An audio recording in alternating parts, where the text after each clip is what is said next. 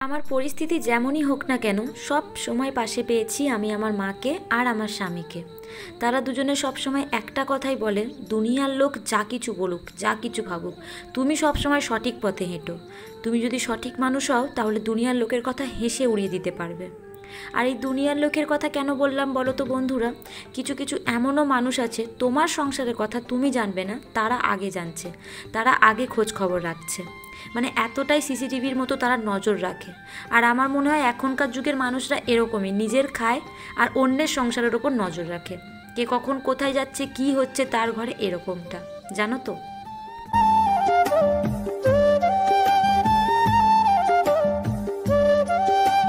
Good morning বন্ধুরা, আমার নতুন আবারও একটা ব্লগে তোমাদের সবাইকে অনেক অনেক স্বাগত।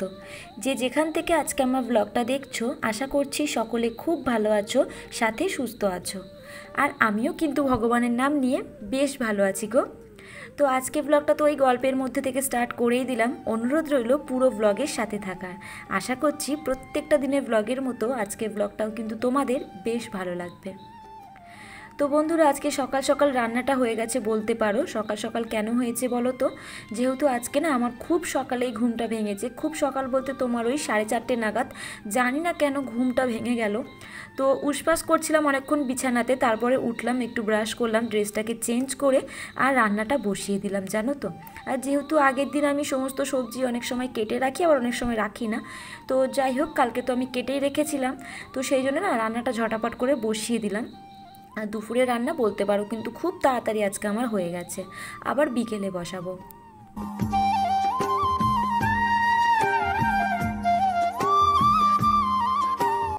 আর সকালের টিফিনের জন্য করেছিলাম একটু ফ্যানে ভাত, আলু, কুমড়ো, পেঁপে, পটল সমস্তটা সিদ্ধ দিয়েছিলাম সবজিগুলোকে, তো সেগুলোকে মেখে নিয়েছি কাঁচা লঙ্কা আর নুন তেল দিয়ে, আর ওই ফ্যানে ভাত আর ওপর থেকে একটু ঘি।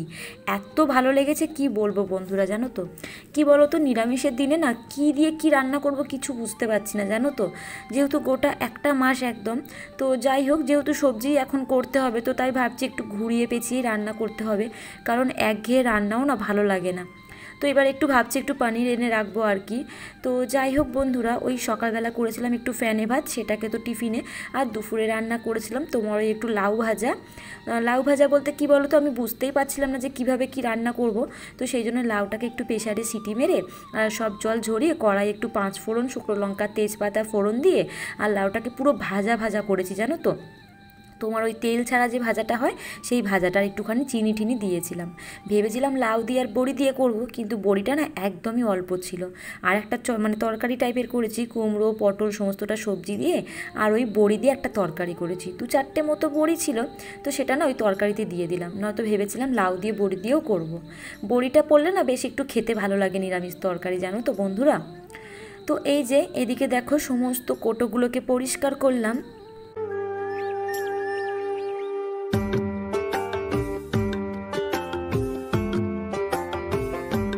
এদিকে সমস্ত মশলাদানিগুলোকে একটু হালকা হাতে পরিষ্কার করে নিলাম, তারপরে তোমার ওই ওভেন টোভেন সব কিছুই ক্লিন করে, এই যে কয়েকটা বাসন থালা পড়েছে, কয়েকটা না এর আগেও কয়েকটা বাসন থালা পড়েছিল, কড়া ঠড়া সমস্তটাই আমি মেজে নিয়েছি। আর এই লাস্ট কয়েকটা বাসন থালা ছিল, সেগুলোকে মেজে ধুয়ে জল ঝরিয়ে এখন জায়গা মতো রেখে দেবো। বলতে পারো আমার রান্নাঘরের সমস্ত কাজই হয়ে গেছে, এরপর কিন্তু আমি বাসি ঘরে হাত দেবো, মানে বাসি ঘরের কোনো কাজই আমার হয়নি বলতে পারো। তো আস্তে ধীরে ঘরের সমস্ত কাজে একে একে হাত দেবো।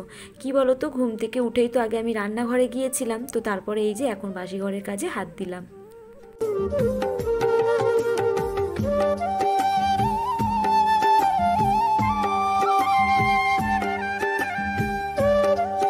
যেহেতু তো ও ঘুমাচ্ছিল, তো সেই জন্য ভাবলাম যে ঘরের টুকিটাকি কাজ করলে তো আওয়াজ হবে, তো সেই জন্য ঘরের দরজাটা ভেজিয়ে আমি কিন্তু রান্নাঘরের আস্তে ধীরে সমস্ত কাজগুলোকে গুছিয়ে নিয়েছি। আর কি বলো তো বন্ধুরা, ঘুমের সময় না ডিস্টার্বটা একদমই আমার নিজেরও পছন্দ হয় না, আর কেউ যদি ঘুমিয়ে থাকে আমার জন্য যে তার ডিস্টার্ব হবে সেটাও আমার ভালো লাগে না। তো সেই জন্য ভাবলাম যেহেতু ও ঘুমাচ্ছে তো আমি রান্নাঘরের কাজগুলো গুছিয়ে নিই, যখন ও বেরিয়ে যাবে তখন আমি আস্তে ধীরে আমার ঘরের কাজে হাত দেব। আর এমনিতেও ঘরে একা হাতেই কিন্তু আস্তে আস্তে কাজ করলে বেশ ভালো লাগে, কারণ টুকটাক অনেক কাজ ঘরে থাকে, ডাস্টিংয়ের বলো বা ঘর ঝাড়ু লাগানো সব কিছুই বলতে পারো, ধীরে ধীরে সমস্ত কাজই কিন্তু করতে হয়।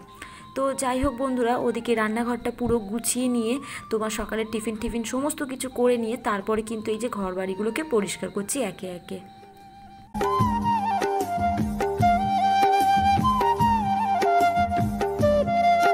ওই যে বন্ধুরা, যেমনটা ভিডিও শুরুতে তোমাদেরকে বলছিলাম যে আমার পরিস্থিতি যেমনই হোক সব সময় পাশে পেয়েছি আমি আমার মাকে আর আমার স্বামীকে। কি বলো তো বন্ধুরা, আমার মনে হয় প্রত্যেকটা মেয়ের বিপদে আপদে বা সুখ দুঃখ যা কিছুই বলো সবার আগে কিন্তু তার মা থাকে, তারপরে হয়তো স্বামী, জানো তো। তো সেরকমটাই সবসময় আমার পাশে আমার মাকে আর আমার স্বামীকে পেয়েছি। তারা সবসময় একটা কথাই বলে, দুনিয়ার লোক যাই ভাবুক যাই বলুক তুমি সবসময় সঠিক পথে হেঁটো, যখন তুমি আয়নার সামনে দাঁড়াবে তখন যেন নিজেকে দেখে লুকিয়ে না পড়ো, মাথা উঁচু করে বলতে পারো দুনিয়ার লোক যা কিছু বলছে যা কিছু ভাবছে তুমি সঠিক পথে আছো, ব্যাস তাহলেই হবে। নিজের সামনে যেন নিজেকে কখনো লুকাতে না হয়। কি বলো তো বন্ধুরা, ওই যে দুনিয়ার লোকের কথা বলছি না, এখনকার দুনিয়ার লোক এরকমই, খেয়ে দিয়ে আর কোনো কাজ পায় না, লোকের সংসারে কি হচ্ছে না হচ্ছে সেইগুলোর জন্যই বসে থাকে, মানে এদের খাওয়া দাওয়ার পর আর কোনো কাজ থাকে না, জানো তো।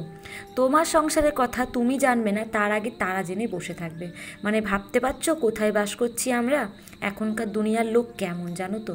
আর আমার মনে হয় প্রত্যেকটা পাড়ায় এরকম কিছু না কিছু মহিলারা থাকেই, যারা খাওয়া দাওয়ার পর হজম তো পেটে হয় না, ভাবে যে কার ঘরে কি হচ্ছে এখনো অবধি খোঁজ কেন পেলাম না।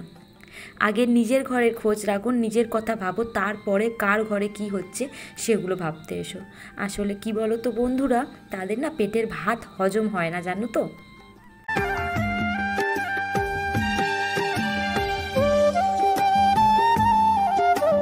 যাই হোক, এদিকে গল্পও হলো, সাথে কিন্তু অনেক কাজ গুছিয়ে নিয়েছি বন্ধুরা, ঘরটা পুরোপুরিভাবে ক্লিন করলাম। আর এটা কিন্তু আমি প্রত্যেকটা দিন করি, তাই না আমার একটু সময় যায়, জানো তো বন্ধুরা। মানে রান্নাঘর বলো কিংবা বারান্দা কিংবা আমার এই রুমটার কথাই বলো, একটু এদিক ওদিক ঠিকঠাক করে রাখতে রাখতে না সমস্ত কিছু ঠিকঠাক করে পরিষ্কার করতে প্রায় ভালোই সময় যায় বলতে পারো। তবে কি বলো তো বন্ধুরা, ওই যে 2-4 দিন ফেলে রাখলাম, 1-2 মাস ফেলে রাখলাম, সেই মোটা হয়ে ময়লা পড়লো, সেটা কিন্তু হয় না, জানো তো। আশা করি তোমরাও বুঝতে পারো। তো যাই হোক, এইদিকে কিন্তু ঘরবাড়িগুলোকে ঝাড়ু লাগানো হয়ে গেছে, আর আমি কিন্তু পুরো ঘর বারান্দা রান্নাঘর সমস্তটাই মুছে নিলাম। এরপর একটু বাইরেটা পরিষ্কার করব, আর কয়েকটা জঙ্গল একটু আধা হয়েছে। কি বলো তো, প্রত্যেকটা দিন বলবো না, কিছুদিন পরপরই আমি জঙ্গলগুলোকে পরিষ্কার করে দিচ্ছি, কিন্তু যেহেতু বৃষ্টি হচ্ছে তাই ওই যে মাঠটা আছে আমার সামনে, ওদিক থেকে লতা পাতা সব ওপরের দিকে উঠে আসছে, জানো তো। আর এখন যেহেতু বর্ষাকাল, ভীষণ না সাপ খোপেরও ভয় লাগে, জানো তো।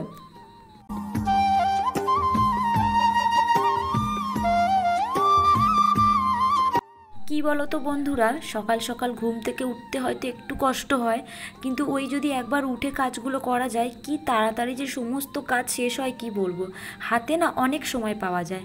যেমনটা আমি প্রত্যেকটা দিনের ব্লগ প্রত্যেকটা দিনই এডিট করতে বসি, তবে কিন্তু ওই 3:30-4টের সময় আমি এডিটটা করতে বসি খাওয়া দাওয়ার পর, মানে প্রথমে তো ব্লগ শেষ করি, তারপর তো আমার ঘরের কাজও শেষ হয়, তারপর তোমার ওই দুপুরে খাওয়া দাওয়া সেরে আর ঘুমায় না, ব্লগটাকে এডিট করতে বসে যাই।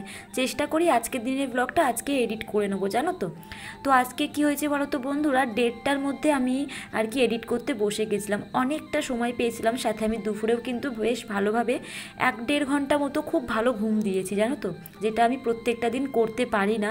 আমি দুপুরে খুব একটা ঘুমাই না বলতে কি বলো তো, সময় পাই, তবে ওই এডিট করতে বসে যাই, চেষ্টা করি যে আজকের এডিটটা করলে কালকের আমি আবার সকাল থেকে ব্লগ স্টার্ট করতে পারবো। আর আমার ফোনে যেহেতু অনেক স্টোরেজ নেয় না, মানে খুব যদি ভিডিও করে করে রাখো সেটা কিন্তু হবে না, নেবে না এতটা ভিডিও, তো সেই জন্য না আমাকে ভিডিও এডিট করে কিন্তু সঙ্গে সঙ্গে গ্যালারিতে নিয়ে সব ভিডিওগুলোকে ডিলিট করতে হয়।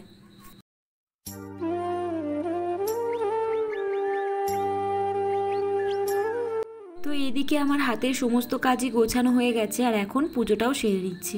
আর এই যে বন্ধুরা, পুজো দেওয়ার সময় মাথায় কাপড়টা দিই, এটা কিন্তু আমি আগে দিতাম না, তবে আমার দুটো কাছের মানুষ খুব করে বুঝিয়েছে, তো সেই জন্যই বলতে পারো আমি কিন্তু চেষ্টা করছি মাথায় কাপড় দিয়ে পুজোটা দেওয়ার, মানে অভ্যাস করছি, তবে মন থেকেও চেষ্টা করছি বলতে পারো। কি বলো তো, আমি না ভাবি সবসময় ঠাকুর পুজোতে আগে মনের ভক্তি ভগবান সেটা দেখে, তারপর সব কিছু, জানো তো। তবুও যেহেতু আমার কাছের মানুষগুলো বলেছে, তো সেই জন্য চেষ্টা করি, আর মন থেকেও বলতে পারো চেষ্টাই করি, এখন অভ্যেস করছি। তো এই যে বন্ধুরা, এখন গাছে কয়েকটা মানে সমস্ত গাছে একটু জল দিচ্ছি, ওই চা পাতা ভেজানোর জলই আমি দিই। তো চলো আজকের মতো ব্লগটা এই পর্যন্তই। হর হর মহাদেব।